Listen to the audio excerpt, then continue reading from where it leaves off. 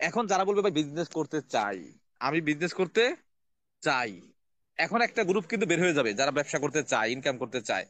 আরেকটা গ্রুপ এখনো দোটানার মধ্যে থাকবে, আমি ব্যবসা করবো কেন, আমার তো ভালো ইনকাম আছে, আমি বিদেশে থাকি, মাসে 1 লাখ টাকা ইনকাম করি, আমার মুদি দোকান আছে, মাসে 50,000 টাকা ইনকাম করি, আমি একজন ব্যাংকার, আমার বেতন 40,000 টাকা। মানে এই টাইপের একটা কথা কিন্তু সবাই বলতে পারে, পারে না? তাহলে রিয়েকশন করবে কারা? যারা বেকার, যাদের ইনকাম নাই, যারা লেখাপড়া শেষ করছে চাকরি পায় নাই, তারা। হ্যাঁ, আপনার দৃষ্টিতে এটা ঠিক আছে, আপাত দৃষ্টিতে ঠিক আছে, কিন্তু আরেকটু ভেঙে যদি বলি তাহলে ঠিক নাই। বলে কেমনে? দেখেন, সারা ওয়ার্ল্ডে দুই ধরনের ইনকাম হয়। কয় ধরনের ইনকাম? দুই ধরনের ইনকাম। একটা হচ্ছে অ্যাক্টিভ ইনকাম, একটা হচ্ছে প্যাসিভ ইনকাম। অ্যাক্টিভ ইনকাম হচ্ছে, এবং এই অ্যাক্টিভ ইনকামই করে সিংহভাগ মানুষ, 95% লোক এই অ্যাক্টিভ ইনকামই করে। অ্যাক্টিভ ইনকাম কি? Give and take. আপনি সময়, শ্রম, মেধা যতদিন দিবেন ততদিন পাবেন, দিবেন না, পাবেন না। আচ্ছা, একটু ভেঙে বলছি, আপনারা যারা প্রবাসী আছেন, 1 মাস ডিউটি করলে বেতন পান, না করলে কি পান? পান না। আজকে বাংলাদেশে চলে আসলে কালকে থেকে ইনকাম থাকবে? থাকবে না। এটা ইনকাম, অ্যাক্টিভ ইনকাম। দিন মজুর, যারা ডেইলি কাজ করে, ডেইলি ইনকাম করে, মাঠে কাজ করেন, ঘাটে কাজ করেন, রোডে কাজ করেন, যেখানেই করেন, সকালে যাবেন, সারাদিন কাজ করবেন, ইনকাম নিয়ে আসবেন। আচ্ছা, একদিন কাজে না গেলে ইনকাম আসবে? আসবে না। এটাকে বলে অ্যাক্টিভ ইনকাম, চলমান ইনকাম যেটা। একটা রিক্সা চালক যদি রিক্সা নিয়ে রোডে বের না হয়, ইনকাম থাকবে? থাকবে না। একটা মুদি দোকানদার যদি 1 মাস অসুস্থ থাকে, দোকান বন্ধ থাকে, ইনকাম থাকবে? থাকবে না। একটা ব্যাংকার 15 দিন ব্যাংকে না গেলে চাকরি থাকবে? থাকবে না। এটা অ্যাক্টিভ ইনকাম ভাই। সেটা হইতে পারে আপনার 10,000 টাকা ইনকাম, সেটা হইতে পারে 1 লক্ষ টাকা ইনকাম, সেটা হইতে পারে 10 লক্ষ টাকা ইনকাম। বাট অ্যাক্টিভ ইনকাম তো অ্যাক্টিভ ইনকামই। এটার কোনো সিকিউরিটি নাই। এটা যখন তখন বন্ধ হয়ে যেতে পারে। সেটা আপনার কারণেই হোক, আপনার যে যার আন্ডারে কাজ করতেছেন তার কারণেই হোক, দুই পক্ষের যে কোনো এক পক্ষের কারণে এটা যে কোনো সময় বন্ধ হয়ে যেতে পারে। এইটার নামই অ্যাক্টিভ ইনকাম। এইবার এখানে যে 300 জন এখন অলরেডি আমার জুমে আছেন, ইউটিউবে হয়তো আরো আছেন, লাইভে আরো আছেন, নিজের কাছে নিজে প্রশ্ন করে অ্যান্সারটা নেন। আপনি কি অ্যাক্টিভ ইনকামে আছেন নাকি প্যাসিভ ইনকামে আছেন? এখন প্রশ্ন হচ্ছে প্যাসিভ ইনকামটা কি। অ্যাক্টিভ ইনকাম করে সিংহভাগ মানুষ, 95% লোক। আর ওই যে 3 থেকে 5% লোক ইনকাম করে হলো প্যাসিভ ইনকাম। এখন প্রশ্ন হচ্ছে প্যাসিভ ইনকাম কি ভাই? একদম সহজ কথা, আপনি আপনার সময়, শ্রম, মেধা দিয়ে একটা সিস্টেম দাঁড় করাবেন। এই সিস্টেম দাঁড় করাইতে হয়তো 2-3 বছর সময় লাগতে পারে, 5 বছর সময় লাগতে পারে, 10 বছর সময় লাগতে পারে। এই সিস্টেম যখন দাঁড় করানোর জন্য কাজ করবেন, আপনি ইনকাম পাবেন না, অথবা কম পাবেন। পাবেন না, অথবা কম পাবেন। কিন্তু সিস্টেম যখন দাঁড়ায় যাবে, সিস্টেম যখন রেডি হয়ে যাবে, তখন আপনার সময়, শ্রম, মেধা না দিলেও আপনি ইনকাম পাবেন। এটাকে বলে প্যাসিভ ইনকাম, রয়্যালিটি ইনকাম। যদি কেউ আগে শুনে থাকেন তাহলে আপনার জন্য প্রশ্ন কমন, বুঝতে সহজ হবে।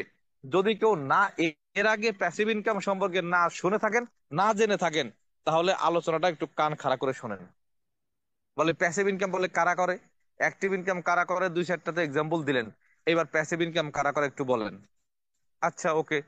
প্যাসিভ ইনকাম করে কবি সাহিত্যিকরা। রবীন্দ্রনাথ ঠাকুর একটা বই লিখে গেছে, গীতাঞ্জলি। এই বইটা লিখতে 1 মাস লাগুক আর 6 মাস লাগুক, যখন লিখছে কোনো ইনকাম পাইছে? পায় নাই।